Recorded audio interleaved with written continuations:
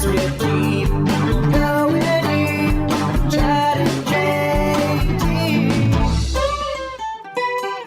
JT. All right.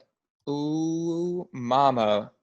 What's up, guys? This is Chad Kroger coming in with the Going Deep with Chad and JT podcast. Guys, before we begin, I'll remind you once again that we are brought to you by Manscaped. Manscaped, thank you so much for keeping our trims pubed, for looking after our hogs, for making sure that our dongs are looking fresh and clean. Because, guys, when you go to a new neighborhood and you see a freshly cut lawn, what do you think? That guy Manscapes. So use code GODEEPWW at manscaped.com for 20% off your order. GODEEPWW is the code at manscaped.com. And I'm here with my compadre, Jean Thomas. What up? Boom, clap, Stokers. And we're here with our, how do I describe you? Our Alexander Technique teacher, actor, my spiritual mentor, my sunscreen guru. Just your purveyor of Stoke.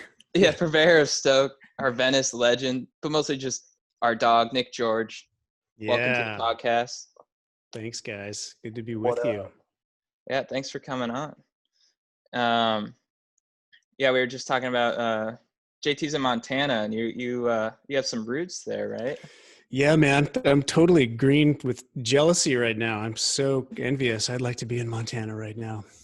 Where are you at? Are you in Bozeman or Livingston? Yeah, I'm in Bozeman, right off Main Street. Lucky you, man. It is beautiful. It is like you're just driving here, going through Salt Lake City and Zion and different parts of Arizona and stuff. You're just like, man, it's so beautiful. Just the green, it goes on forever. So nice to just get out there. I know there's like such an amazing downshift that happens every time I go to Montana. Sometimes it takes like 2 or 3 days, but my mom lives just outside of Missoula and Sealy Lake still, and it's just magical. We can really get it in a logie there. I love it. Yeah, that's what I like about it, is that even like I think LA, it's like nobody's fault. It might just be in the soil. There's like an anxiety, you know what I mean? There's an urgency, and it can wear you out, especially when you don't have the normal distractions that we have, like us doing stand-up or whatever is like our calling or passion or reason we're there. And then you're just like in the anxiety and you're like, this is a lot. Yeah, totally. No, I'm totally with you. As great as LA is, it's good to take breaks. I was watching that like Sonic Highways Dave Grohl documentary a couple of years ago. Sure. Did you see that? It's so good. And there was some point in it, I love Dave Grohl and kind of everything 90s grunge music and rock and roll, but he was saying something about like the secret sauce for living in Los Angeles is getting out of Los Angeles, you know, like I'm paraphrasing, but like taking breaks is so key. Right. And that's what makes it so great. You know, it's like if you can get out and come back and take little breaks and decompress and then return and repress or whatever. The opposite of decompress is compression. Yeah, I dig it. Sure. But Montana's a good place for that.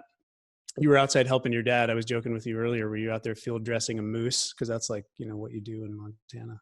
No, we were repairing a moose to health. We found a moose that had a thorn in its foot, and we were taking it out and rehabilitating it. Yeah. Oh, nice. Yeah, it was cool. But my dad was like, "You're not doing it right," and I was like, "Ask the moose." And the moose was like, "Rrr." And I was like, "That's ambiguous at best, Dad." And then he was like, "No, that moose said he agrees with me." And I was like, "You can't just say that." And so it became an argument, and then we were distracted. We weren't helping the moose enough, you know. Amazing. Moose rehab. I didn't even know that existed. Add that to your resume, bro. That's epic. Yeah, I've thrown that in there at different job interviews. Staples. I was like, look, I can fix a moose if one gets loose in here. Is that a side effect of being in Montana for a while? You start to understand the moose and all types of animals on a deeper level? I would say it's the primary effect, bro. Is just like once you start talking to animals, you get a whole different wavelength because they got their own pandemics going on. They're like, you think coronavirus is bad?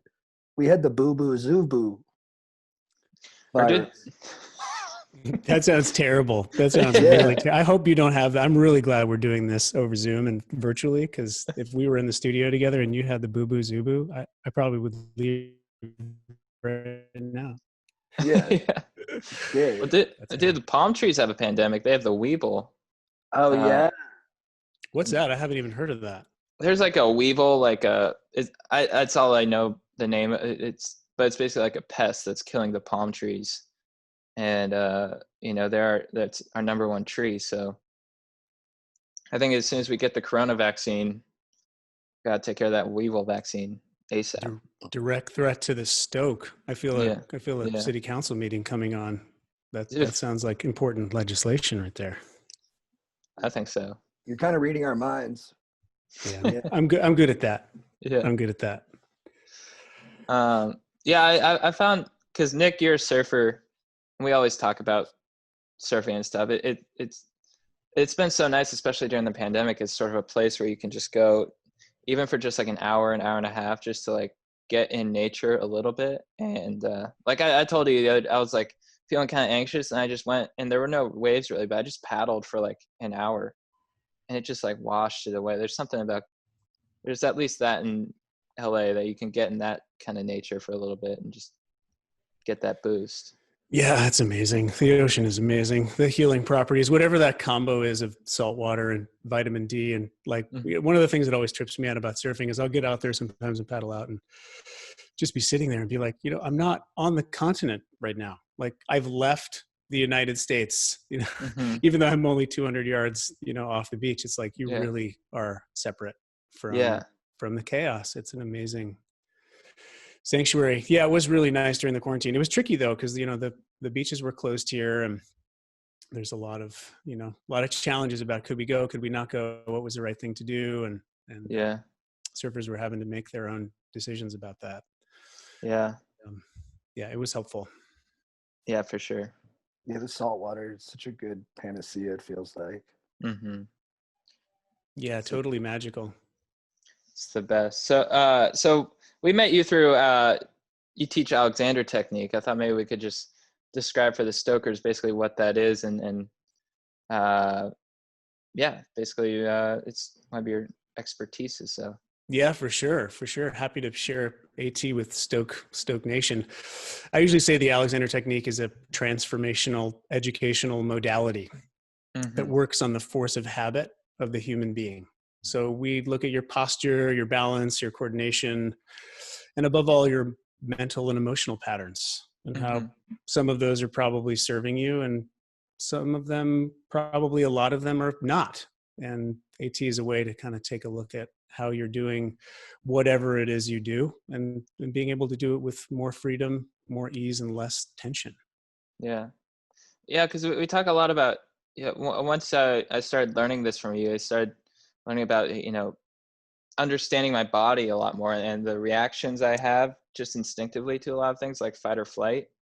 And it's sort of, because you always talk about it, it teaches you to sort of take a step back and understand that.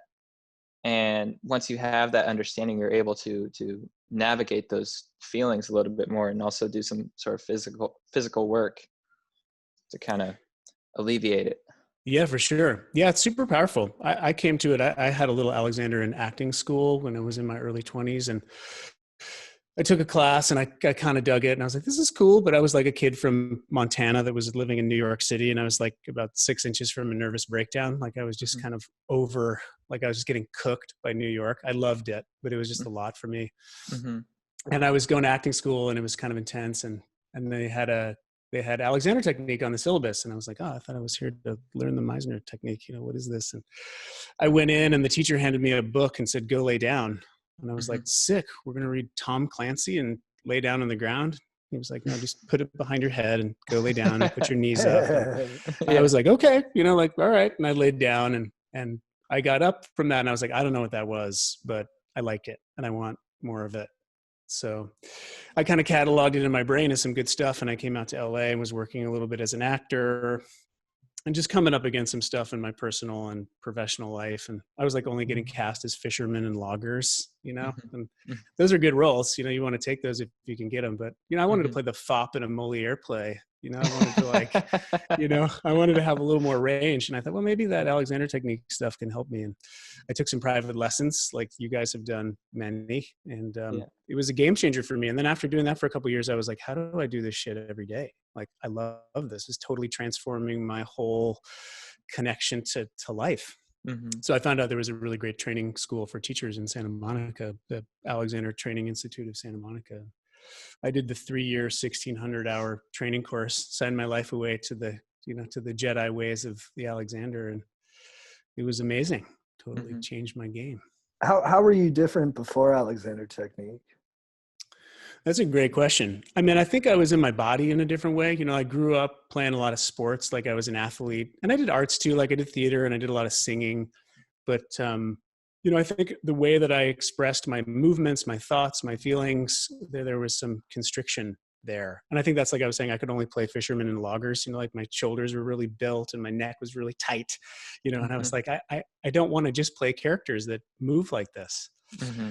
And I also was really anxious. So like I go out for auditions and I'd be the guy who'd be up all night, the night before an audition, just panicking and working too hard and just kind of stressing and going. And sometimes it would work out and sometimes it wouldn't, but my anxiety would really get the better of me.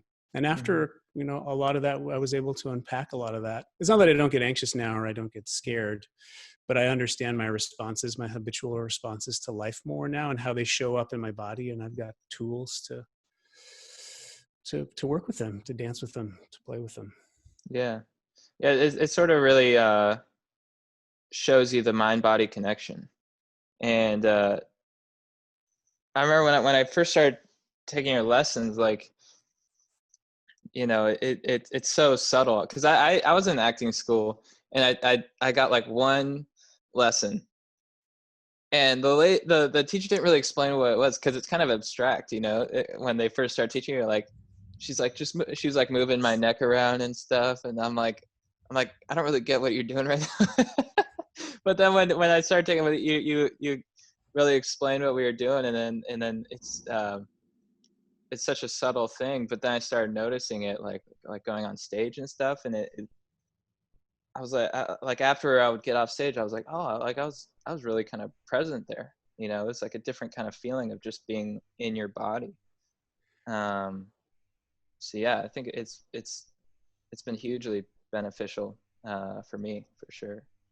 That's great to hear. Yeah, I think you described it really well. Like it's one of those things, like you asked me to, tell us what it is, and it remains Alexander's greatest like communication challenge is to just describe what AT is, to people, because it's such a hands-on. I mean, for people who haven't heard of it, which is probably most of your listeners, it has two components. One is verbal, we talk about what's going on and see what we notice, and then the other is getting some hands on your body. It's like an Alexander Technique teacher is trained to, work with your head and neck and kind of identify tension patterns and how to release those and how to guide you out of those. You have that experience and it's like, somebody being like, just tell me what chocolate cake tastes like. I want to know. And you're like, you just have to eat some of that. Like right. I can't describe it to you. Just have some. Yeah. I when I first encountered it, I was at Leslie Conn Acting School, which is one of the bigger acting schools in LA. And it's, they're tough. They're pretty hard on you there too. Like, I remember when I first got there, I saw Leslie Conn break this girl down. She had dyed blonde hair and she looked at her and she was like, you look like a cheap Marilyn Monroe knockoff. And everyone in the class was like, oh shit. And then her assistant was like, how long have you been running from yourself? And the girl was like, totally on skates, like just like, what is going on here? And all these people are staring at her. We're all strangers. We just surveyed this class. Leslie leaves without saying a word, comes back with a red-haired wig, and we're all like, no, she's not going to do this. Doesn't ask the girl, just drops it on her head. And then I swear to God, though, the whole class after we saw her in the red wig, we all went, oh, she looked incredible. It was totally the right call. It was one of the most insane things I've ever seen, but it made me want to go to school there. I was like, these people get it. Wow. But I saw an AT teacher there. She she was fixing all of our shoulders and heads. And she took a girl in our class, Jamie, who's awesome. We work with her. She's such a great person. She was a little like self-conscious and strict with like her body.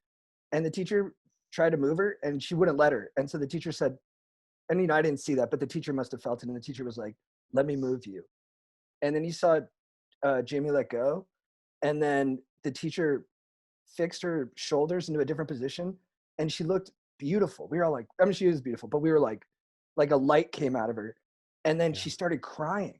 Yeah. She started sobbing so hard because she felt so vulnerable. And I remember I was in the class and I was like, I'm next. I want that shit. I know, aren't actors so weird? Like we always say that, we always say that when we're working with actors, it's like we can go into an acting class and work with somebody's doing their monologue or their scene and it's just not quite hitting, it's like, I'm just not feeling it, or I'm not connected, or I'm feeling stuck or scared. And, put some hands on your neck and kind of help you unlock your knees. And suddenly like somebody's ugly crying, or like laughing hysterically. And, other actors are like, I want that. Like, I want that. We're like the only breed of people who are like, she's ugly crying. Like, I want to ugly cry too. Yeah, give me that. So we always say that, and people who are not actors, we call them civilians, and they take our AT class. My teaching partner, Jennifer, who by the way, was probably the teacher who was at Leslie Conn, because we work with a lot of Leslie Conn people. Was it Jennifer Schultz who you worked with? I think it was. Yeah. Brunette lady. Yeah, she's my teaching partner. She's amazing and wonderful, a great teacher. But we always joke when we're working with civilians, and we work with a lot, that, people are like, I don't know if I want to ugly cry, but I would like to figure out my back pain, Yeah. We're like, we can work with that too. We can work with that. Right. But I think that's kind of what Alexander is about a little bit, is that idea that, we tend to think of ourselves in parts. We've talked about this in lessons a lot. We think, oh, my mind, my body, my hand, my leg, my foot, my back, as these individual pieces. And really, like, that's not how we're designed. And part of Alexander's jam was trying to reacquaint us with this idea that we really are a unified whole. We really are an integrated creature that's designed to function as one thing. And when we do that, we're better off. And that includes our thoughts. Our minds can time travel, but our bodies do not. I think Elon Musk is working on that, at least for now, we can't time travel. But that separation creates a problem, and that's what Leslie Conn was saying. It sounds like I wasn't there, but, in her own way, saying like, you're disconnected, you're a little disconnected from who you are, and how do we get you reconnected? And Alexander's one set of tools for that kind of thing. Did it change how you viewed the world too, when you had like a more unified feeling in yourself? Yeah, big time. I mean, like I mentioned, I got into doing it thinking, oh, this will help my acting. I want to have more range. I'd like to be a little more connected to, I also had some voice stuff. Like I didn't feel really connected to my voice. As a young actor, I hadn't quite found it yet as a person and a performer. And that's an ongoing journey too. I'm still finding that. But I think after doing the training and even halfway through doing it every day, it was changing so many things that I didn't expect. Like it changed the way I pop up on a surfboard.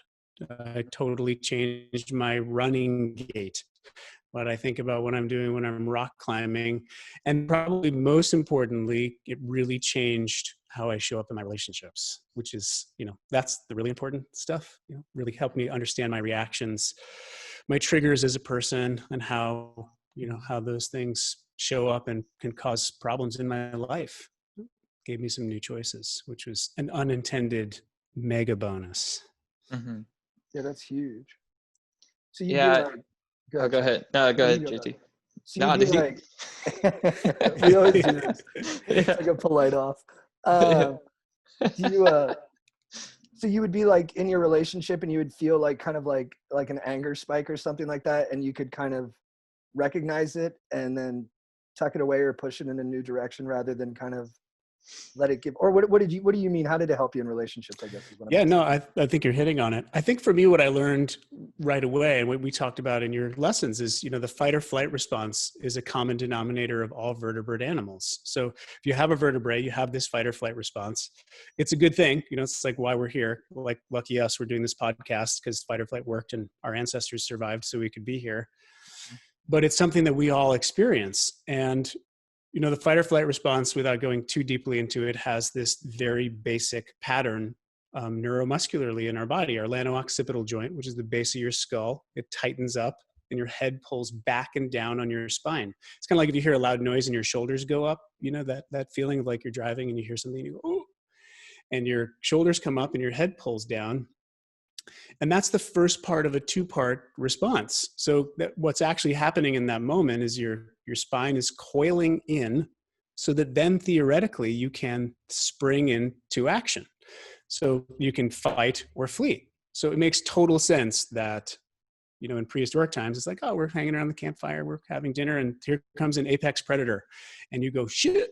And you have that little first part of the fight or flight response, and you lock up and you assess the situation.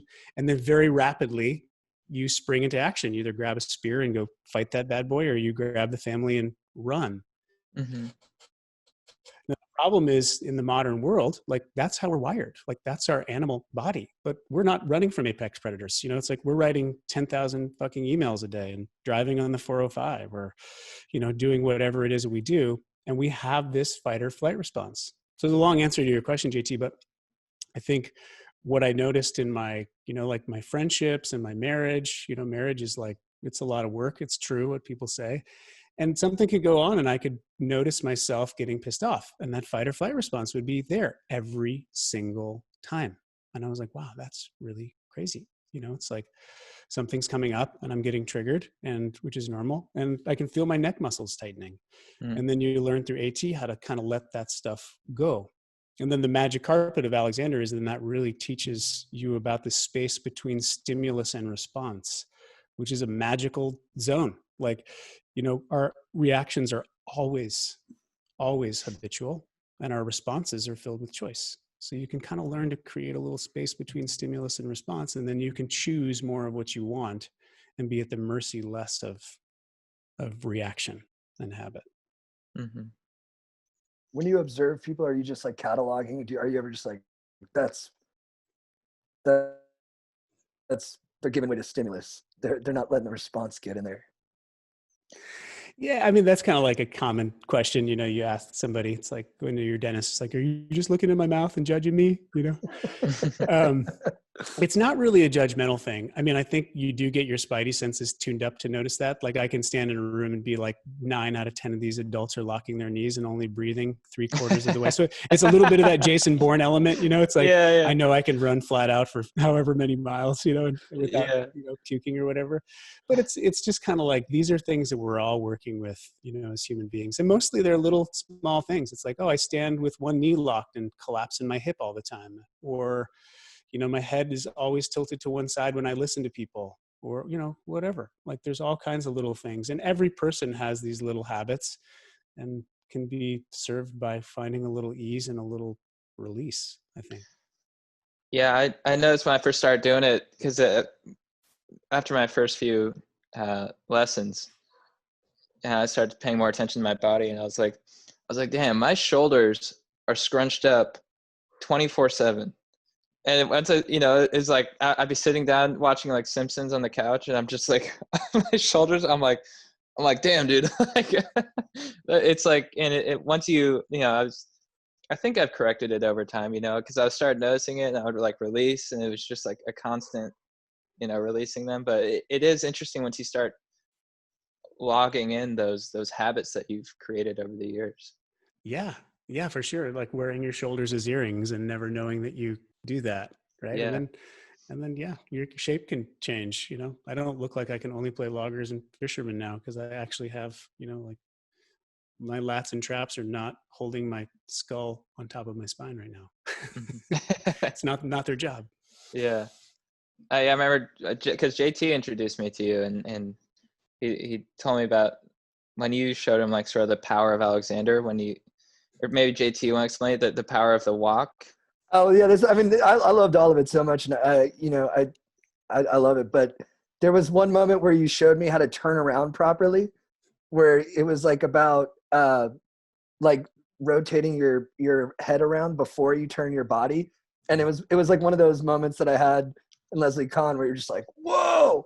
But yeah, maybe I don't know if you could. I hate to put you on the spot, but no, not at all. No, yeah. not at all. I totally remember that moment because I had a similar epiphany when I was having that lesson.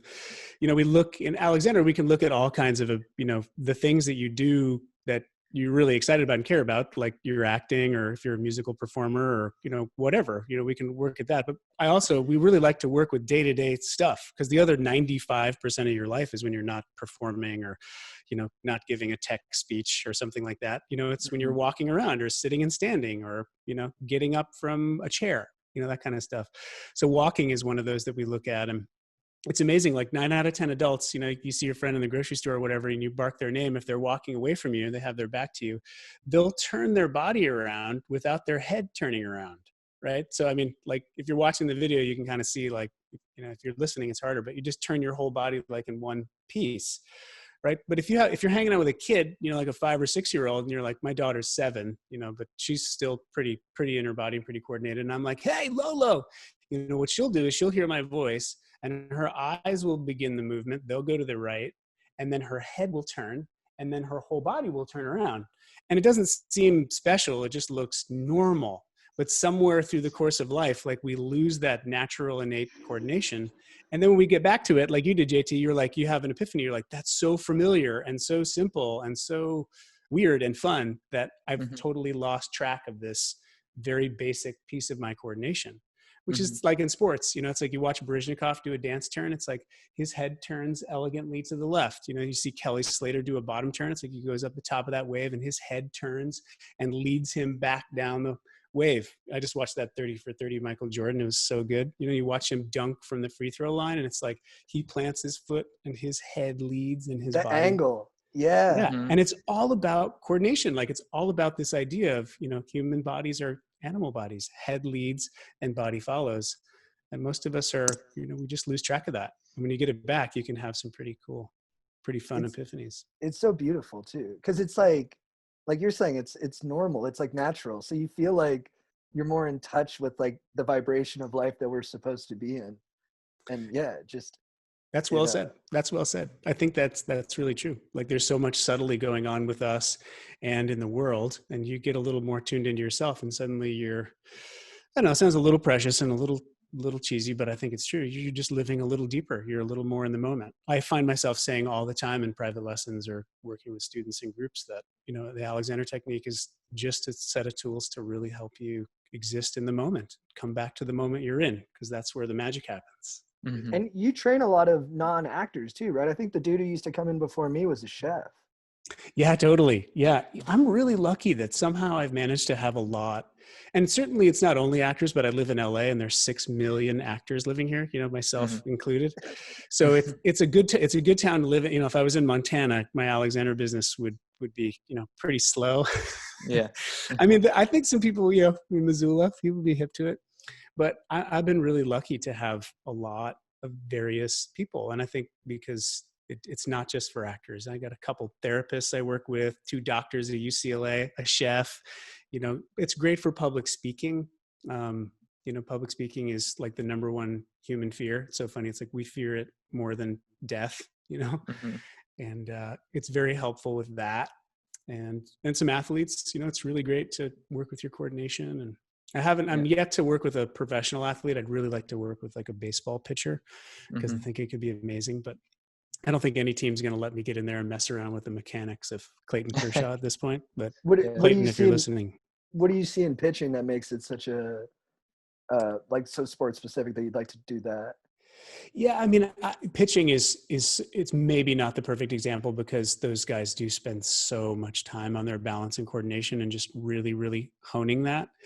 But it's a similar game, like watching pitching is like, how do I get this much torque through my body? How do I get my body to do this and not just do it once powerfully, but do it over and over thousands and thousands and thousands of time. It has to be about efficiency, and that's fun. I'm interested in efficiency in human movement and in people, and you can make dramatic changes really rapidly, just through some small tweaks.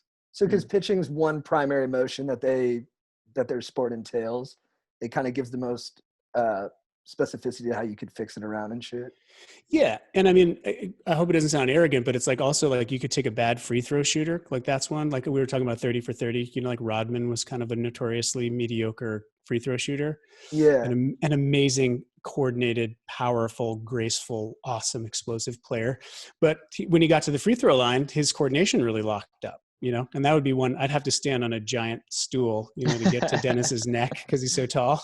Yeah. But, I could get him there and we could really talk through this little idea that, right before he goes to shoot, he really needs to think about allowing his neck to be free so that his head can release up to the top of his spine so that his whole torso can lengthen and widen. And so when he lets that ball go, it's easier. And that's hard because those guys are so powerful and so strong. It's like, how do you get a little bit more grace going through those fine motor movements? That's so interesting too. Because when Rodman's in the flow of the game, when he's in the chaos of the game, he's free and he's just reacting. But then when he gets to the free throw line, the game slows down and it's just him dictating his own motion without any kind of like input output. And then he can't do it as well. Yeah, It's that's really crazy. common. And I would say a lot of that has to do, I mean, it'd be fun to talk to Dennis about it too, because he might be like, screw you, that's not me. He probably has some strong opinions about it too. But I wonder how much of that is that mental game too. You know, when you asked about how Alexander works, I think it has a lot to do with how your thinking affects what you're up to. You know, like science now, Alexander was hip to all this stuff, you know, like in 1920 and 30, and now there's all this science that backs it up. You know, how you think about how you move affects how you move. Like every single thought that you have is accompanied by a physiological reaction. It could be tiny, but every single one. So if there's some part of your brain that's coming to the free throw line and is occupied with, you know, well, I'm not very good at this, I'm just going to launch it up there and hope for 50-50, that's probably going to be your result, you know? So you kind of got to get in there. I mean, sports psychologists get paid a lot to do that, and I think do that really well. But Alexander's, I think it's got some room to grow in the athletic world. Yeah.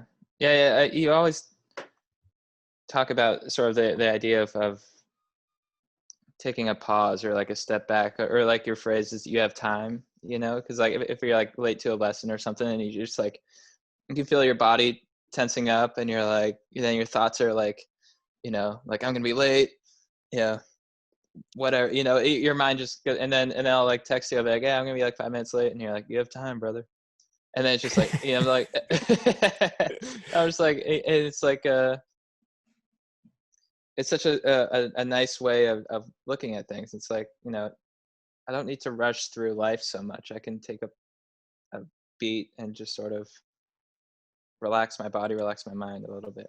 Yeah, that's a great nugget, like piece of Alexander tapas for all the stokers listening. You know, it's like one Yeah. takeaway from your Alexander lesson on the pod today, which you never knew you needed or wanted, is that idea of I have time, which is a really common Alexander phrase. But, you know, our minds are always ahead. We're literally ahead of ourselves all the time with our thinking. Yeah. And if you just think I have time, it's this little mental jujitsu, it actually puts you back in the moment that you're in. And it's super powerful to just pull the reins on yourself like that. Totally. You're such a lovely person to talk to. Like when I would come in, it would be like, we do Alexander, but I would also dump a lot of my emotions out, and you would help me work through it and kind of like, work the lesson plan kind of around where I was at, which was really sweet and adaptive. And I'm wondering, were you always kind of good at kind of, like guru therapy kind of, or just being a good listener at its base? Was that always something you were good at and people responded to you that way, or was that something you grew into? That's a good question. And it's a really nice compliment first. I'm kind of getting over myself before I try to answer that. You know, I have time. You know, I think probably a little bit of both. I think part of that is Alexander is like holding space for a student. Like part of the reason why the training is so long is you have to learn how to kind of get yourself organized so you can be present for another person. So that's a big part of it. But I think it's probably, I don't know, how do I say this without tooting my own horn? It's probably just my personality. Like I just hold space for others, and I'm sensitive and tuned in and really empathic. You know, you actually asked JT, like, how did I change? And I think I'm a super empathic person, you know, meaning like I walk into a room and I can really like feel everybody else's feelings. And that can be really exhausting, you know, it can be really taxing and really exhausting. And I think AT helped me with some kind of energetic boundaries around noticing that. But when it's one-on-one, when it's in a lesson or a small group class, you know, that whatever that, you know, everybody's got a different kind of, you know, set of intelligences. And I think one of mine is that I can kind of tune into what's going on with you and just hear you. And it's amazing, you know, like I loved all our lessons, and those are yours and can remain, you know, private and confidential, but it's like the things that you shared, you know, the things that people share, if we hold space for each other, there's just room for life to come through. And that's, yeah, we need that. Everybody needs somebody to listen to them. It's a lost art. Yeah, it's huge. Yeah, I really appreciate it. Thanks, man. It's great to see you. Yeah, it's good to see you too. Yeah, and there is something to it every time I go to a lesson, because you're such a good combo of like, you got like the Venice surfer, you know, then the actor, and also intellectual. Like every time you always just spark this a good mood, first of all, but then like a curiosity to just like explore, you know, a lot of like it'll be like different types of reading or documentaries, or just like expand on my surfing a little bit. Like there's always like a nice combo. And I don't know if there's a question in there. It's just like a observation. No, more compliments. Thanks. Yeah. Yeah. Like, yeah. If you're just listening, my face is bright red, yeah, and I'm Yeah. weeping. You know, you can't see me, but I'm crying because Yeah. there's so much stoke.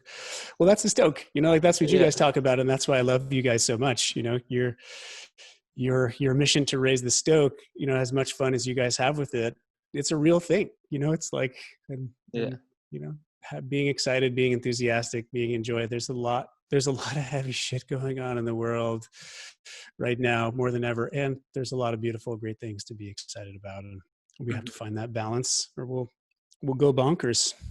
Yeah. Yeah. Well, what are some ways that you boost your stoke? Your favorite methods? Yeah, there's lots.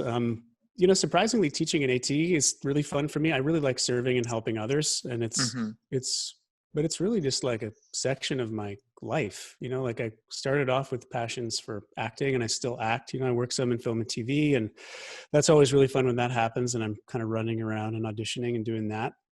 That always gets me stoked and helps me walk my walk. I think, you know, it's like if you're going to help others perform, you have to remember and viscerally know what it feels like to be going out there to do it well.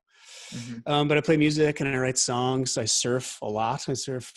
Well, I think of it as a lot. I'm a dad. So, you know, if I get out there, I live in Venice, pretty close to the beach. So I hit it like 100 days a year. You know, sometimes it's like the 30-minute dad power sesh, but something about the ocean really just gets me back where I need to be.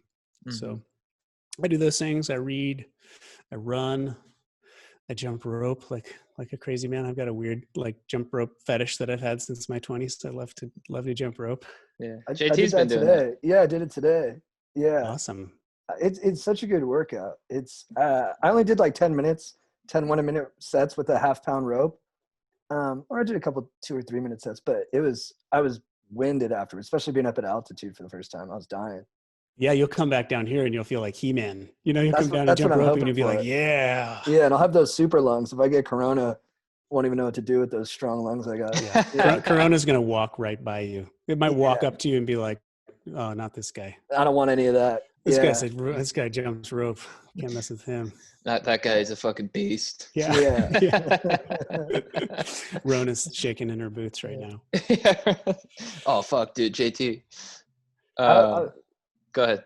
We had a really interesting conversation about this thing that you do called Man Tribe. Actually, it's a Mankind project. Actually, it's a men's organization that I've been involved in for a really long time. That's quite awesome.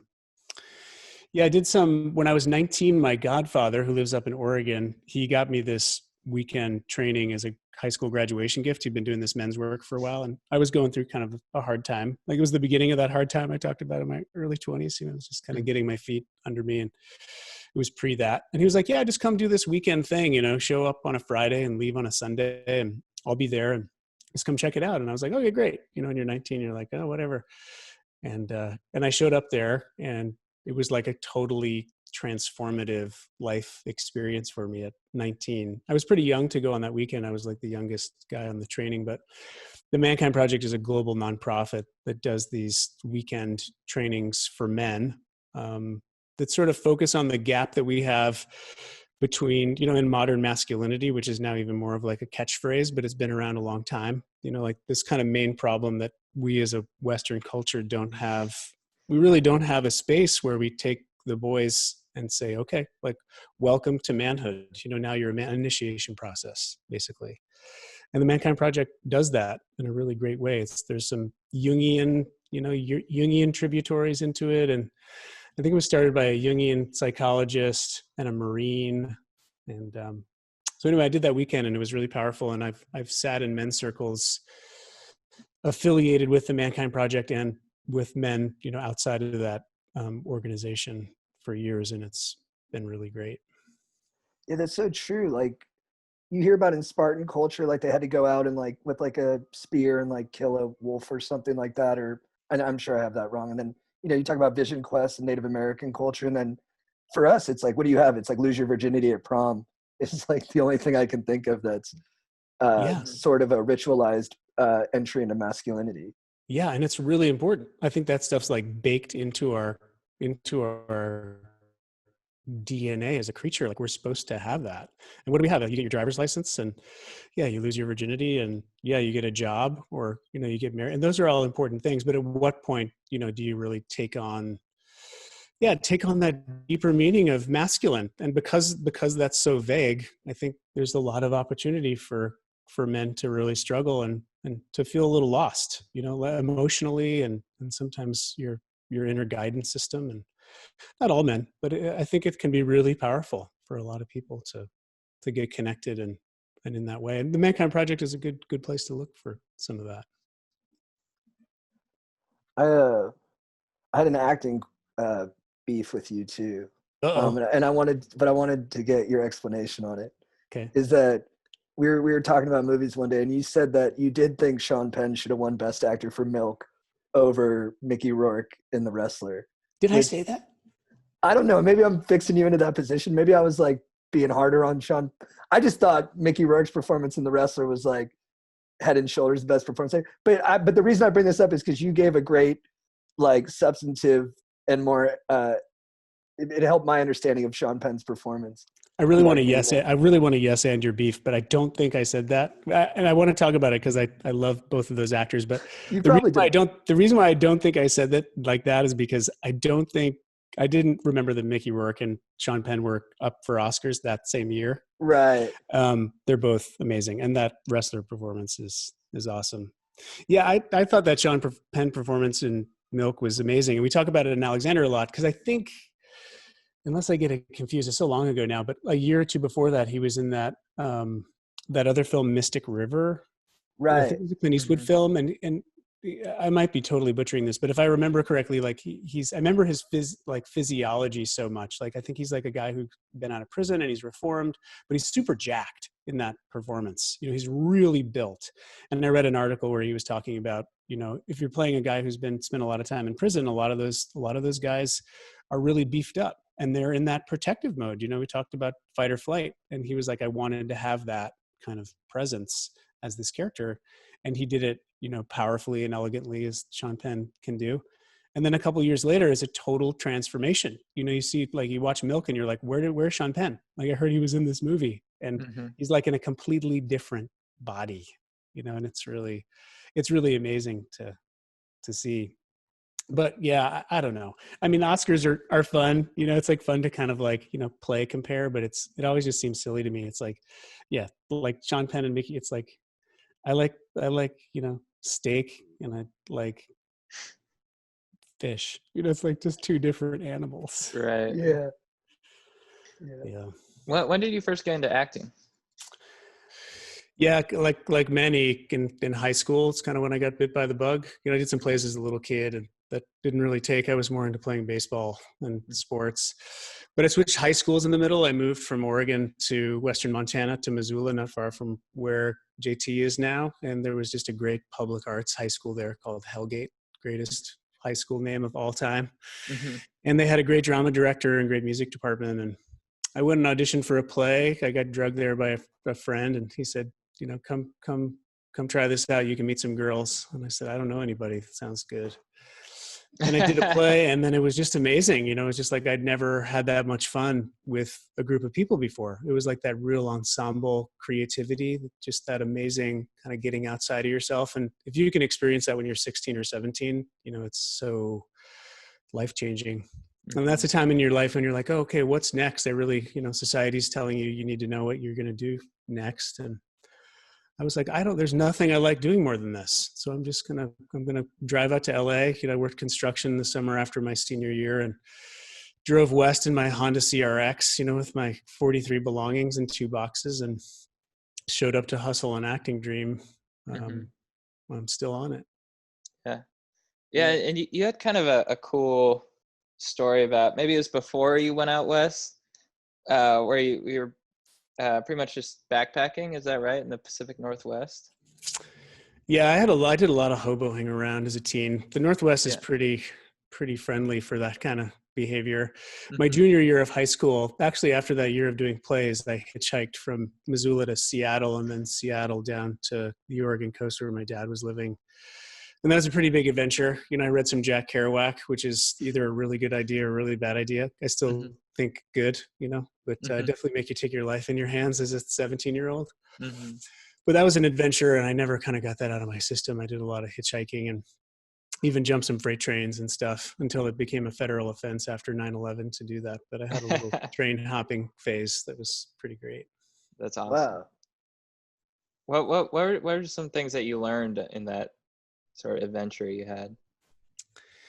I don't know, it's like we were talking a little bit about kind of male initiation, and it's like, I think, my dad's philosophy, he's an amazing guy. He kind of had this lasting philosophy that we coddle boys too long. He's like, the time when you really start rebelling in your teens is when you're trying to get out of the nest. And that's when Mhm. right at the moment, you need to be given a lot more slack and a lot more responsibility. That's just like, this is your life to fuck up or make great.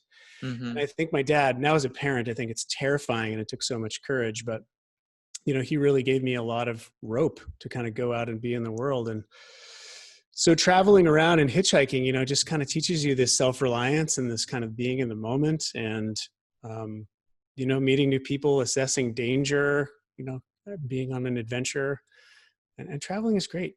Traveling Yeah. is like the ultimate expression of being in the moment. You're outside of what's familiar to you, and Mhm. you got to be alive, when you're traveling Right. around. Totally. And Eh, you met your wife traveling, right? I did. Yeah. Good memory, JT. Yeah. She was living in New York. I was living in LA, and I was on my way to go take a 2-month backpacking solo trip in Europe. And the day before I flew to Greece from New York, I flew from LA to New York because it was cheaper to go to Europe from New York. And I was just chilling around trying to meet a couple of buddies from acting school. And Christina was just walking up the street. We met on the street in New York That's on cool. 17th Street, right above Union Square. I held a door for her at a bookstore cafe. And it was like this total before sunrise romance that That's like what I was ended thinking. up in Yeah. Europe, back to LA. And it'll definitely be the greatest story of my life for sure. Yeah, it was cool. That's I went to Greece the next day, and that day I was like, why don't you just come to Europe with me tomorrow? I'll buy half your ticket. I didn't really have enough money to do that. And Mhm. she was like, you're Ted Bundy. I mean, she didn't say that, but you could be a murderer. I could be Europe with a stranger tomorrow. But I could tell she Yeah. was kind of into it, and without being a total creeper, I tried to, convince her. And at the end of that day, we just had like 4 hours together and kind of a date that night. She was like, I won't come with you tomorrow because that's insane. And I live in New York and have a job, but I'll meet you over there. And Mhm. I was like, you just name the country and the time, and I'll meet you wherever you want to be. And she was like, okay, how about I come meet you in Spain, after Christmas? I've always wanted to go to Barcelona. So we did. She showed up, and I had this crazy, like, I got robbed while I was there, and I was like hoboing across Europe, like sleeping under bridges and like stealing food Wow. for a couple of weeks, and it was just crazy. But it ended up all working out, and we ended up in Barcelona at the same time, and we've been together ever since. That's awesome. Amazing. Yeah, you have such a great relationship and just family. It seems like you really it's every time it's all very like inspiring, I think. Just sort of that you really I don't know if there's a question in here, but I'm just like every time I'm like, oh yeah, and Nick sort of has like shows what the ideal family man looks like, I guess you'd say. Wow, thanks. That's a huge compliment. Well, Yeah. it's messy. Family's really messy, but I have Yeah. two amazing women in my house. I call it a femocracy. I'm the minority party in my Yeah. house. It's 2 against 1, but they're amazing. They're great. The That's numbers cool. make a difference. My mom was 3 boys to 1 girl, and when she'd get sad, sometimes she'd go, "John Thomas, you don't know what it's like to be the only woman in this house." True that. True And it that. was, I think, to me, I was like, "What? We watch Goodfellas too much? Like, what's the big deal? It's a great movie." I'm like, "Who doesn't love it?" Yeah. Yeah, I know. We can't see outside the testosterone goggles. We're like, what? This farting and Goodfellas. It's a lot for you to take. This lack Yeah. of grace. Yeah, Yeah, I Yeah. was like, if we were girls, we'd probably be boxing downstairs every day too, Mom. Don't put people into roles like that. Yeah. Yeah. I love Um, it. do you want to answer some questions from the Stokers? Yeah, absolutely. 100%. Sweet. All right, first one. Hey, Chad and JT and Strider and Joe, if they're on. I'm a lady stoker, and this bro I don't know very well messaged me and asked me to start a pod with him. He's tried to hit me up before, just in general, not about trying to start a pod, and I have rejected. I'm not too stoked about this guy. Is this just another tactic to hit me up, start some form of relation? He has experience with hosting a pod, but I don't even know what our conversation would be about. Maybe Manscaped would sponsor us too. Anyways, thanks for the tip. Stay stoked. Man, you guys are the podcast experts. I leave that one in your court. No, I would say if you don't have much of a relationship with the guy, he's probably not the one to start a pod with. You know what I mean? You want to do it with someone who you have a great amount of rapport with, someone you really respect, and you know, I think it's cool he wants to start a pod, and it seems like you want to do one, but maybe there's a better fit for you. Yeah, so I heard that there's some intuition in there too. You know, women have really good intuition. Talk about their survival instinct. If you get a weird vibe, just say no. Bailski, for sure. Yeah, and on top of that, you know, a pod is a sacred thing, you know, and you don't want to. I think if you do want to start a pod, you'll know when you find your compadre. And yeah, like Nick and JT said, you know, if you have a weird vibe, yeah, don't go through with it. You know, you want to make sure that it's special and that you'll have nice rapport. So, yeah. Life's too short to be in a band with people you're not stoked on. Yeah. Good call. Did you watch the Eagles documentary? Haven't seen it yet. I'd love to check it out. It's I love about rock dogs. Yeah, it's like they just hated each other so much at the end. And they have great footage of them fighting on stage when the band's breaking apart, where like Glenn Fry's just yelling at, I forget who the bassist is. He's like, I've been paying your bills for too many years, motherfucker. He's like, he's just done. Yeah. Man, the Eagles. Yeah, I love them. Take it easy.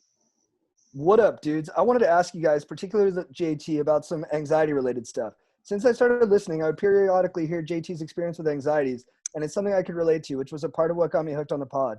With me, it's usually just that my mind will immediately jump to the worst possible outcome in a number of regards. It's not totally overwhelming, generally speaking, but it comes around every now and then, can be pretty tough. Outside of seeing a therapist, which is a bit difficult to do right now, I wanted to get your guys' advice on some healthy habits and practices that I can try out to help nip this thing in the bud.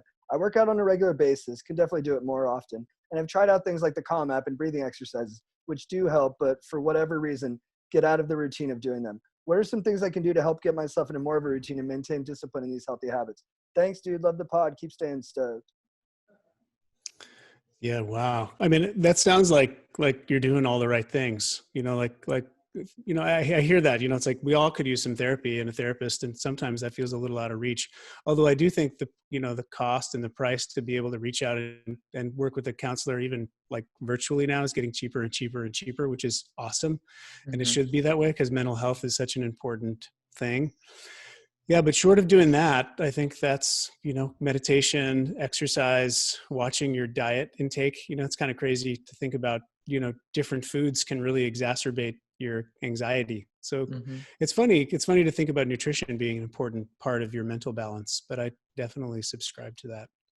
But yeah, I keep hunting around to see if you can find some support and get some other people in your corner to help you process through that darkness or how your mind just kind of goes one way. Yeah,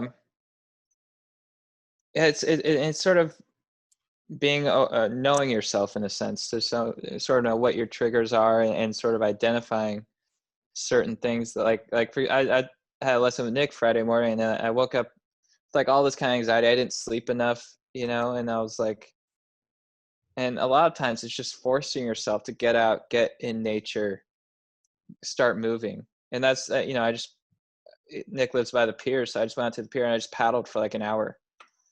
And, I was like, it just sort of helped ease a lot of the anxiety I had. So, and then diet too, on top of that. It's so basically identifying certain things that you can always reach to, and also forcing yourself to get up, get into your body and get moving, I think is usually a good antidote. And also I was, so a lot of times when I've been doing a lot of work or something, like the weekend will come around and I'll I want to treat myself. And like a month ago, I was like, I'm going to get a big bag of Fritos. And or other times it'll be partying or whatever. And, because I think like the reward receptors or whatever in my brain will be like, you deserve this. This is going to be good. But then like, I got those Fritos and it like you're saying about nutrition, it totally turned on the wheels started turning, and I was like, oh, I feel worse than when I was just staying healthy and just working, So I think it's sort of knowing that about yourself. Like, and I did go back to the grocery store last Saturday, and I saw a bag of Fritos, and I was just staring at the Fritos for like 30 seconds. I was like, do I want to treat myself? But then I went back and remembered when they fucked up my day. I stood up, I was like, your digest. Yeah, my digest. And I was like, no, I'm gonna get salmon. So yeah, I think it's just that sort of mental discipline of knowing yourself, trying to monitor. Sometimes it's uncontrollable, but monitoring your thoughts and forcing yourself to get out there and get moving, and sort of try and physically wash away the anxiety. My voice just cracked. But, Beautiful. When it cracks. My dog. We love you just the way you are. Yeah, so I have a ton of anxiety, and I go to therapy, and I'm medicated, and I meditate, and I work out, and some stuff, it works for a bit and then it stops working, and you got to try something else. And so there's a saying that a guy, I haven't been going in a while, but a guy at Sex Addicts used to say, try more shit. If shit's not working, try more shit, try different shit. So like for me, I was doing transcendental meditation, that stopped working. Then I moved to the Calm app, then that stopped paying dividends, and now I'm doing Wim Hof breathing, and that's been working great. So it's fucking exhausting, and it sucks that we have to try on so many different fixes for this stuff. Like, I went through like 5 medicines before I found one that worked. And, it wasn't all bad in between, but it can get dispirited. And it's like same with relationships. Like, you're trying to find the right girlfriend, you go through a couple different girls and you're like, this shit's impossible, but you just got to keep going and, go easy on yourself, because it's a long process and you'll figure it out. Your heart's in the right place. I would definitely say therapy is good. And then also, I don't do this enough, but it helped me a lot initially, is like reading novels.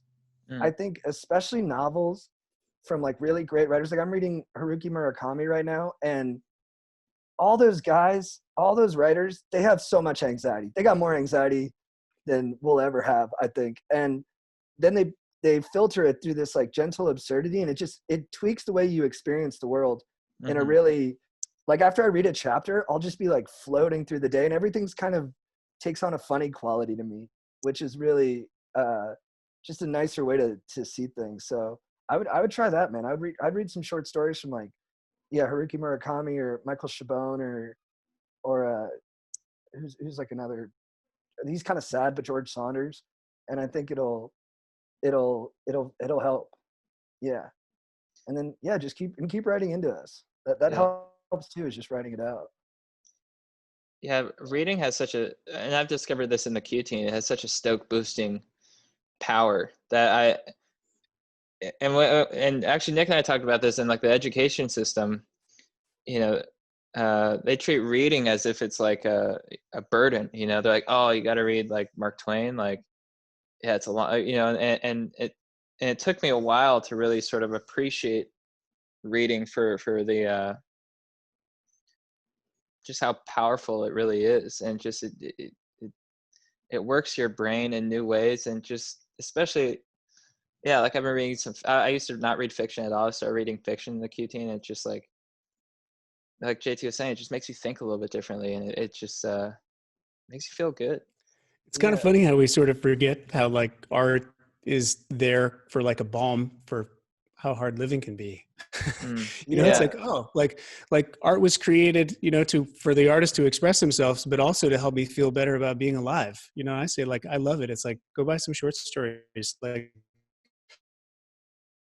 go buy Miles Davis's Sketches of Spain and listen to that thing cover to cover, like take it, get some art in your life, and it can really help. My brother and I listened to Hamilton through front to back on the drive out here. I mean, I'm crying, I'm fist pumping. I'm like, this guy, Lin-Manuel Miranda, is kind of a dork as an actor, but he's a fucking genius. And he's a genius. And I'm just like, whoa, like it's nice to be in someone like that in their hands. You feel safe and shit. Yeah. Yeah. Yeah, he's amazing, man. I think I'm gonna do as my quote of the week too. You lent me that great short story collection from Sam Shepard, Oh yeah. and I still have it, so I will bring it back to you promptly. Yeah, you But get some library late fees on that, bro. That's some. I'm sorry, dog. You're forgiven. I Yeah. forgot you had it. I like He's- giving books away for that reason. It's like here's some helpful dope for life. Take this. Yeah. Well, what's Yeah, that phrase? Oh, go ahead, JT. No, you go. You go. What's that phrase you always use for when you read like a really great author? It blows up your brain. Is that what you say? Yeah, maybe that sounds like something I'd say. This Yeah. totally blows up your brain. Read some Steinbeck, and it'll blow up your brain with their Oh, thoughts. Oh, is yeah, that what totally. got you? Is Nick who got you into Steinbeck? I always talk to Nick about reading. You got me into Steinbeck, but it's more so just like the idea of reading. You sort of reshaped it in my mind. And I always liked reading, but I'd never really, cultivated the discipline to do it every day until the Q team. Pretty much, like I would read, 4 or 5 books a year, but it was, when I was on planes and stuff. I never really developed the habit of making it a daily thing. Yeah, it's good for Yeah. you. Highly nutritious living right there. Right. Yeah. It's the best. What's up, guys? I'm interrupting this podcast to let you know once again that we are brought to you by Manscaped. Manscaped, thank you so much for keeping our trims pubed, for looking after our hogs, for making sure that our dongs are looking fresh and clean. Because when you go see a new neighborhood and you see a freshly cut lawn versus a not so freshly cut lawn, you know who's manscaping, and it's the fresh cut lawn. And listen up, fellas, because today we have a new Manscaped product alert. Manscaped just released the Weed Whacker nose and ear hair trimmer. Take a look in the mirror, and I guarantee you'll see hair sticking out of those holes. It's time to keep your ear and nose hair looking nice as your clean-shaven pubes. Yeah, dude, I have nose hair. Like, I have scissors that I would use prior to the Weed Whacker, and I would just, or I would pull the nose hairs out, and I'd be satisfied for like an hour, and I'd be like, oh, there's like 5 more. I need a freaking Weed Whacker to take care of this. So do you guys have nose and ear hair situations that you're trying to eradicate? To be candid, I was trimming mine right before we did this because you got to trim your nose hairs before a podcast because people can hear that. People Right. can hear your nose hairs. Yeah. Yeah, I'm definitely going to get one of those Weed Whackers. Nice. Sure. Nice. We'll get you JT? one for sure. Yeah, dude, I need a better way to do it because, like I told you, I do it manually via my fingers, so it's a pretty painful process. But Yeah. the pain also lets me know I'm alive. But it's, there's got to be a better way. Yeah. I think the Weed Whacker, I tried it, and it made me feel alive in a different way. Yeah, Alive with responsibility. nice, dude. And sophisticated tech. You got some It's really deep. sophisticated tech up your schnoz. Yeah. What a great time to be alive. Yeah, dude. Absent a few factors, but for sure. Dude, what other company is just looking out for all those hairs that you don't typically need to groom, Pubes, nose, ear, hair. Manscaped is coming through for the dudes. Yeah. And ladies, if I think this applies to ladies as well. So, this nose and ear hair trimmer provides proprietary skin-safe technology which helps prevent nicks, snags, and tugs in those delicate holes. The Manscaped Weed Whacker uses a 9,000 RPM motor-powered 360-degree rotary dual-blade system. I don't even know what half those words were, but it sounded cool. Sick. It is waterproof, easy to operate, easy to clean. The battery lasts for 90 minutes of use. Manscaped is making whacking your weeds a time to look forward to, delivering maximum confidence while providing hygiene. And yes, you will get a replaceable blade every 3 months to keep your weed whacking time clean and enjoyable. Look, fellas, 79% of partners at polled admitted that long nose hair is a major turnoff. So get 20% off plus free shipping with the code GODEEPWW at manscaped.com. That's 20% off and free shipping with the code GODEEPWW at manscaped.com. What are you waiting for? Go whack your weeds. All right, back to the show. Nice, dude. All right, let's kick it off with some beefs, babes, and legends. Chad, All right. what's your beef of the week, my friend? Dude, for my beef of the week this week, I just kept it to straight up beef. And I'm going to go with the grass-fed steak I ate on Saturday. I got it at Ralph's. It was a ribeye.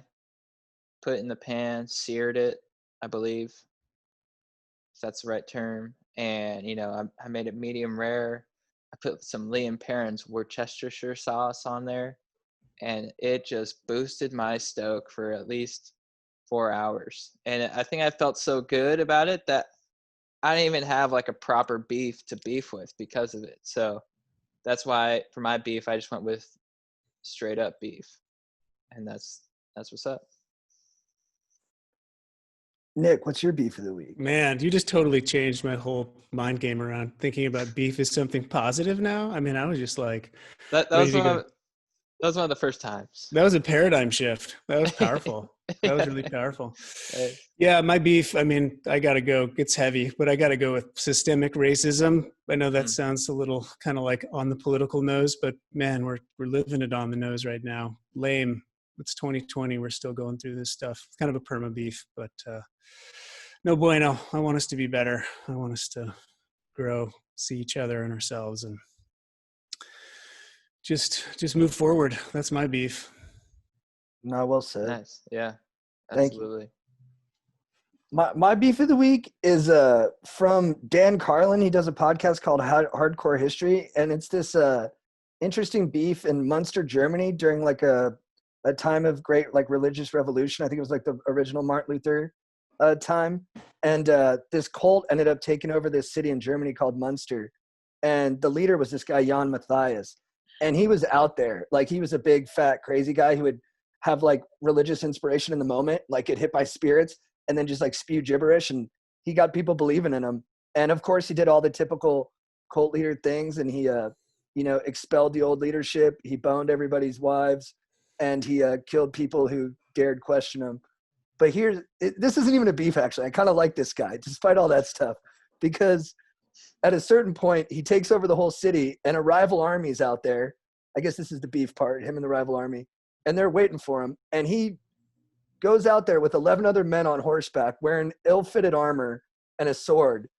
And he charged this army full speed ahead, threw caution to the wind, because he really believed that he was ordained by God to be king of this area. He really believed. He wasn't one of these fake ass, when the going gets tough, I'm ready to bail. He charged the enemy army with the power of God inside of him. They ended up killing him and sticking his head on a pipe. But I love the courage, dude. I love the true believerness of it. I got to respect it. He's a true believer. He really believed him and God were homies. And, in a world of fakers, it's nice that there's a young Matthias every once in a while who is the real deal. It's so epic. Get that guy on the pod. Where is he? Yeah. Find that guy. Find his spirit. I want to hear from him. I heard he charged into heaven after that on a horse, and he tried to fight God, got his ass whipped, but he just keeps coming. Yeah. He's raging. He's the Sisyphus of just taking it to the man. Yeah. Just Do you have charging up that hill on a horse. Yeah. Do you have any details on how soon into his charge he got killed? Yeah, I think they said he went he's a fat dude too, so he's bouncing all over that horse. He wasn't even looking elegant, like you picture a hero. This was not the late great Heath Ledger in A Knight's Tale, just beautifully coasting towards Rufus Sewell. Like this dude was bouncing out of his reins. I don't know. I wonder what the other guys saw. Like, did he get all the way to the other side? The whole army's like, what the fuck is this guy doing? And then one just burly dude just walked in and was like, shut up. Shut up. Or maybe they were a little scared. I'd be scared. If a guy charged my whole army with just 11 of his buddies, I'd be like, every one of these guys is like a Navy SEAL. Yeah. But I think when he got up close, they were like, no, this dude's not a Navy SEAL. He had like Cheeto dust on his lips and stuff. Yeah. And yeah. Total schmoll. Yeah, he was a schmoll. Chad, who is your babe of the week?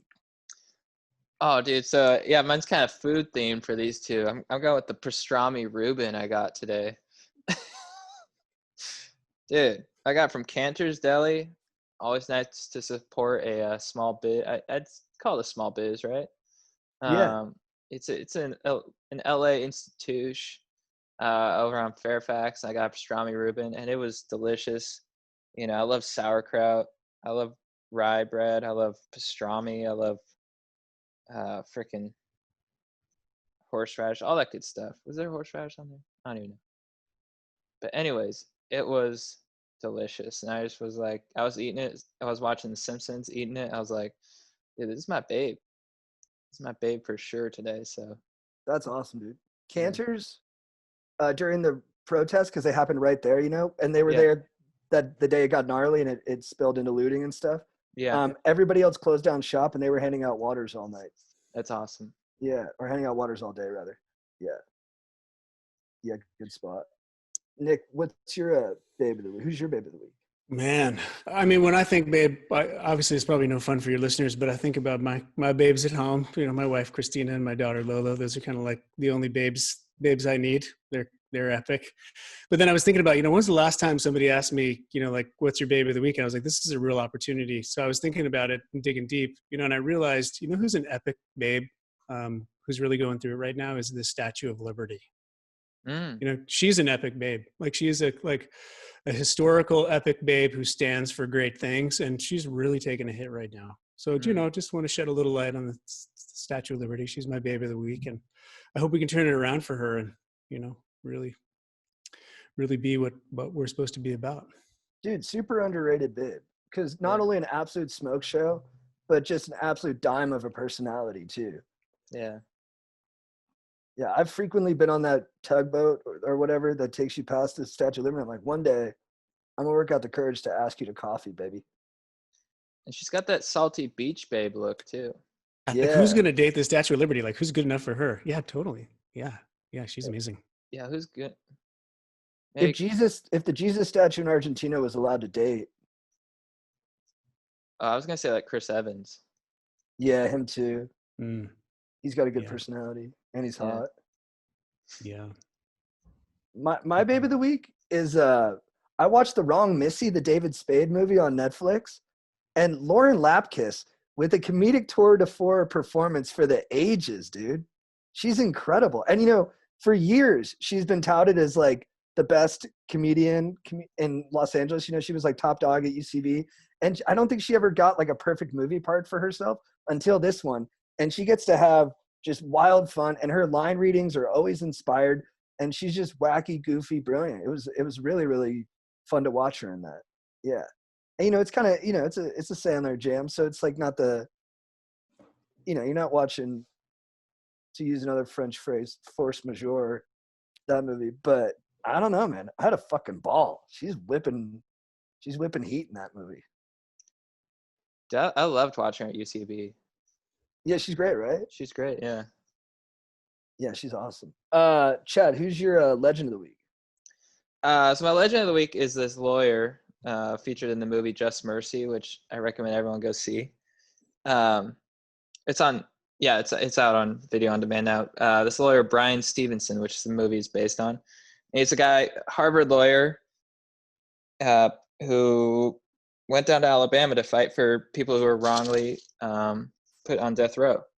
And it's really inspiring. It's that movie, I think, is a great example of the power of cinema to really give you, like JT always used that quote of like from Roger Ebert. It's like film is a vehicle for empathy. Is that what it is? Yep. And I watched that, and in the midst of all the things that are going on, that it's films like that really give you a deeper understanding of what people go through. And it just wrecked me. And those stories of people who are innocent and have been put on death row, I mean, it's just heartbreaking. So I just want to give a shout out to this lawyer who's had some success and has helped people who are innocent get back out there and get their freedom back. So just want to give him a shout out. He's a legend. Beautiful. Yeah. That's awesome. That's awesome. Yeah, that was a good flick. Yeah. And the execution scene too. Oh. Yeah, and then you find out people have been found innocent after they were executed. It's like 1 in 9. Yeah, terrible. And to me, it's like if you're bricking that even once, if you brick that 1 out of 1,000 times, it's enough. Yeah. If you kill one innocent person, we got to stop it. It's done. Yeah. You just can't have nice things. You've proven that you can't handle this. Yeah. Um, it's really sad. Yeah.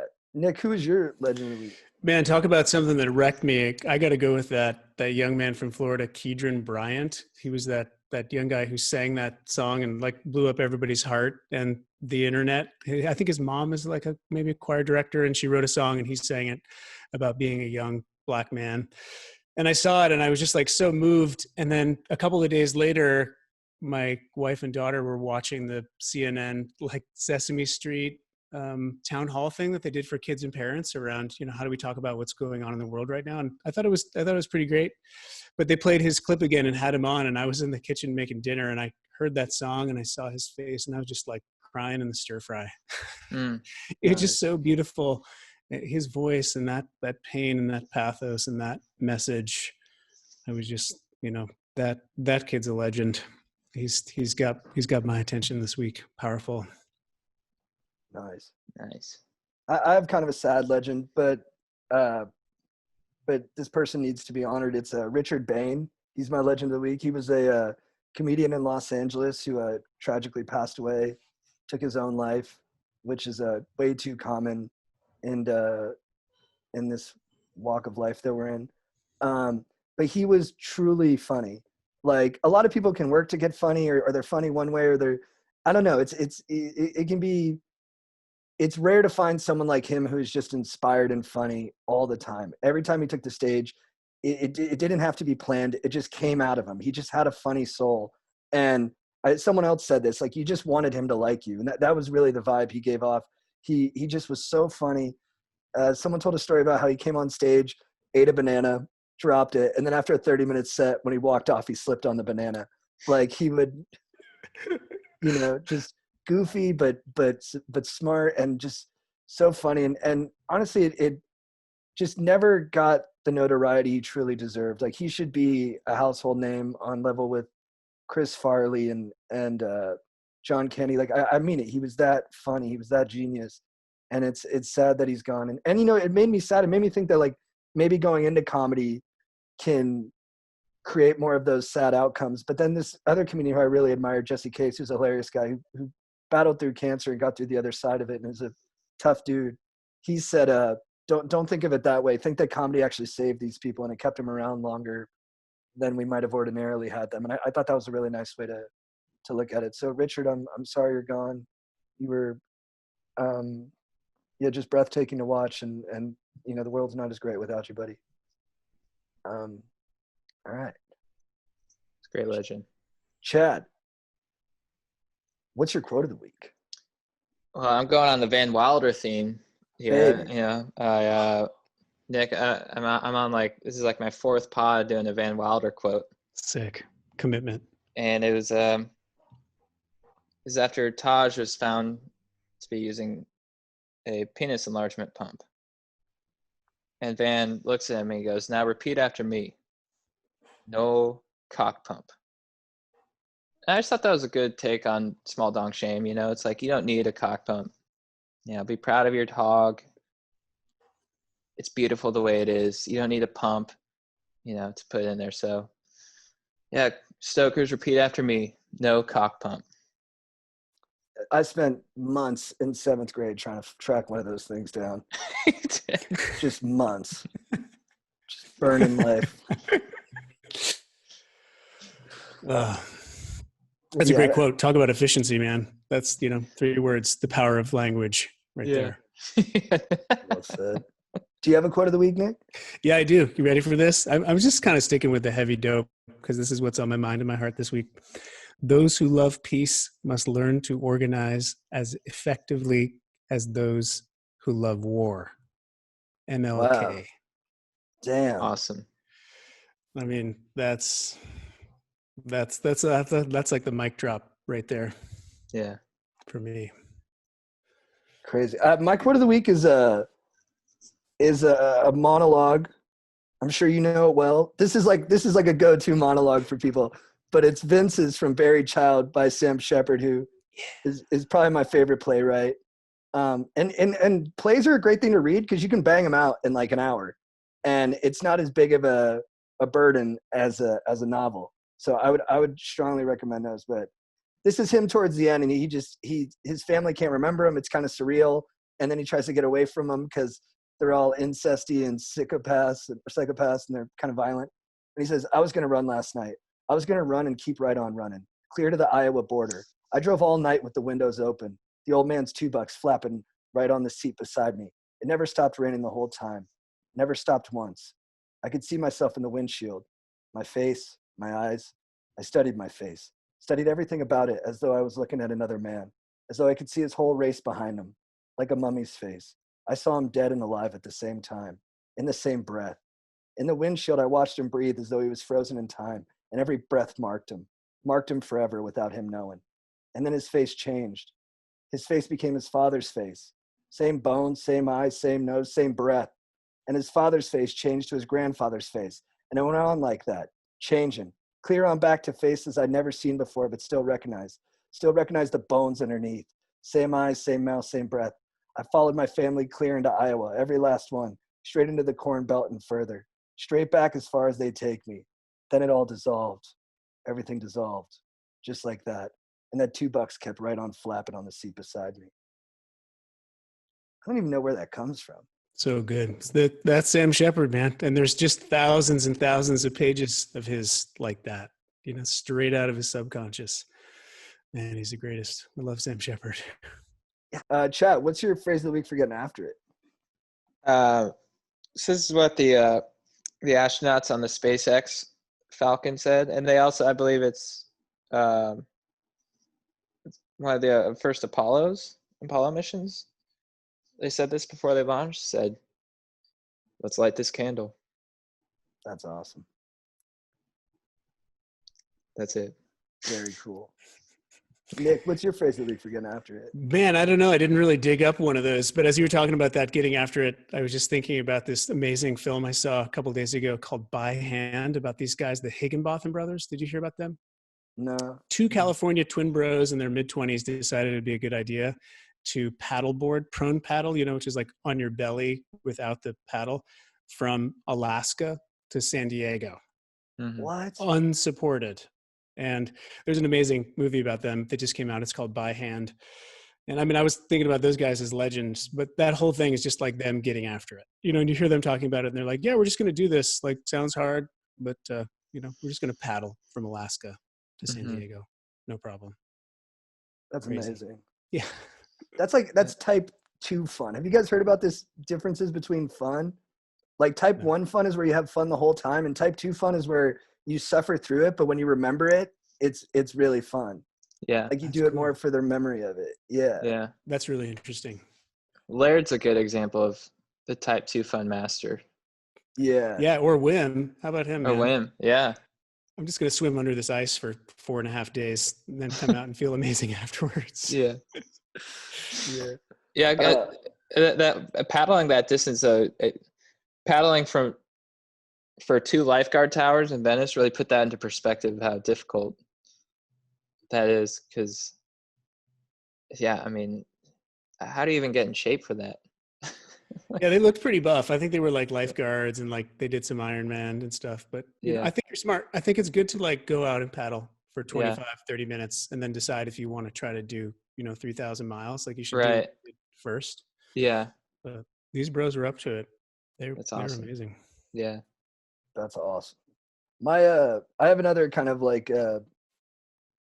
existential quote. Mine is from I think maybe for a time this was my favorite song of all time. It's Bruce Springsteen's Atlantic City, and this album it's from his album Nebraska, which he does big bombastic rock, but then he stripped it way down for Nebraska, and he just ended up recording it on like an 8-track or something in his kitchen. So it's just him on the guitar, and so the whole album costs like $1,000 for him to record, and a lot of people think it's his best album. It's really dark and sad and has great storytelling in it. And Atlantic City's kind of got the best hook of all of them, and the hook is so good. He says, well, now everything dies, baby, that's a fact. But maybe everything that dies someday comes back. Put your makeup on, fix your hair up pretty, and meet me tonight in Atlantic City. So, yeah, put your makeup on, fix your hair up pretty, meet me tonight in Atlantic City. That's my phrase of the week for getting after it. Bruce. Yeah, he's a legend. Bruce. All right. Well, cool. Nick, thanks so much for coming on. Oh, it's been so good to be with you guys. Honored and fun, and this is great. Thanks. Yeah, this is We fun. got to have you back on. Yeah. Yeah. I'm ready. It's so nice to talk to you. That's great. That's great, you guys. Well, let me know when you need some more Nico Stoke. I'll bring it anytime. Yeah. Gracias, hermano. I'll be back soon for some, probably to learn how to properly apply some Yaba. Oh yeah, you got to have that Coral Safe stuff, man. Yeah. You got to have some of that. Yaba Is that better sunscreen. sunscreen? It's Coral Safe. Nice. Coral Safe Yaba. Because Nick said I have Viking blood, so I got to protect it. Yeah, bro. If that Viking blood, burns, it won't bronze. So you gotta take care of that. Thank you. Yeah. Don't make any rookie mistakes with that epic, class 5 bronze you have. Thank you. I You need gotta those. take I care need of those that. reminders. Hey JT, Sometimes- you say hi to Montana for me too, all right? I will. Yeah. I'll go on a nice epic hike, and when I get to the top, I'll say Nick says hello. Amazing. Yeah, I really will do that. Yeah. It's good to see you. Yeah. Good to see you. Good to see you guys too. Thanks again. Yeah. All right. Be well. Thanks, guys. See you later. If you need advice,